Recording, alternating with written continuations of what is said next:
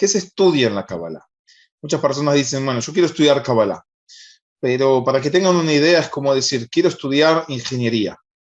¿Pero qué? Ingeniería civil, ingeniería aeronáutica, ingeniería en computación, ingeniería industrial, hay mucha ingeniería.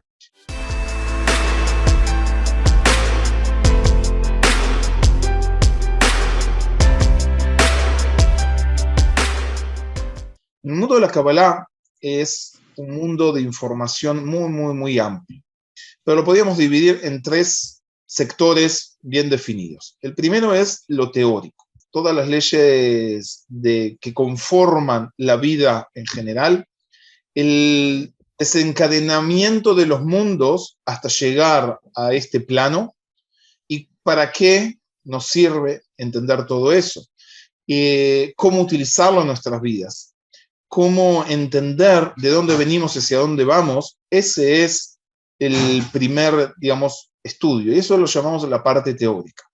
Una vez que nosotros sabemos lo que es la parte teórica o tenemos un poco de información en la cual nosotros podemos trabajar, tenemos que está lo que vendría a ser la segunda división, o la segunda rama, que podemos estudiarlo paralelamente, pero solo para hacer una división y entenderlo un poco más ordenadamente, vendría a ser la parte práctica.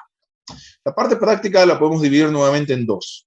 Está la parte práctica de llevar estos conocimientos espirituales que estudiamos en lo teórico a la acción en nuestras vidas, cómo transformarnos y ser mejores personas, cómo elevarnos espiritualmente, cómo entender los textos y cómo aplicarlos diariamente en la vida, en la pareja, en el trabajo, en nuestro quehacer o andar por esta vida.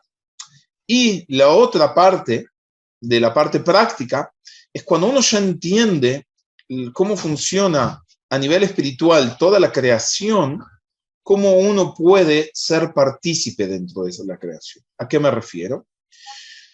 Dentro del ritual, dentro de las acciones que podemos hacer, cómo conectarnos con niveles de conciencia superior, cómo conectarnos con niveles de entendimiento mayores y poder utilizarlos también para traer más beneficio a la humanidad, ya sea escribiendo amuletos, ya sea meditando, pero esa va a ser la tercera parte que ahora les voy a explicar, ya sea interactuando o invocando de cierta forma permitida lo que vendría a ser las distintas energías que funcionan en el mundo, con el conocimiento de los nombres sagrados. Eso entraría en lo segundo. Entonces, antes de entrar en el tercero, les hago un resumen. Lo primero es lo teórico, lo segundo vendría a ser la parte práctica, y esa es históricamente la división. Hoy en día, ya que vivimos en un tiempo en el cual no existe el gran templo, en el cual nuestro ritual es más en casa, más en familia, existe una tercera parte que la podemos llamar la parte meditativa. Si bien en hebreo la palabra meditación no existe, tiene otros términos en función del trabajo meditativo que se utiliza, nosotros en lo que llamamos meditación es cómo llevar y cómo hacer distintos trabajos que necesariamente se hacen con el pensamiento. Tienen distintos nombres, puede ser Itbodedut, es un nombre, son técnicas que vamos a hablar posteriormente, y Judim son técnicas que nos enseña el Arizal, por ejemplo, uno de los grandes cabalistas que también vamos a hablar posteriormente. Entonces, para entender y resumir esta clase, tenemos tres formas de dividir el estudio de la Kabbalah. Lo teórico, en el cual tenemos grandes escuelas, y esto lo veremos en la siguiente clase, y un poco de historia.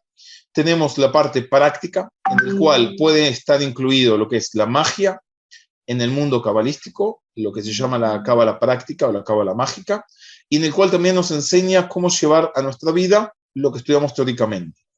Y lo tercero es la parte meditativa, cómo hacer trabajos espirituales de una forma mental, o sea, sentarnos a meditar, pero no en la tradicional forma que conocemos de Oriente, sino en una forma activa que nos enseñan los grandes cabalistas. ¿Ok? Espero verlos dentro de poco ya en la siguiente clase.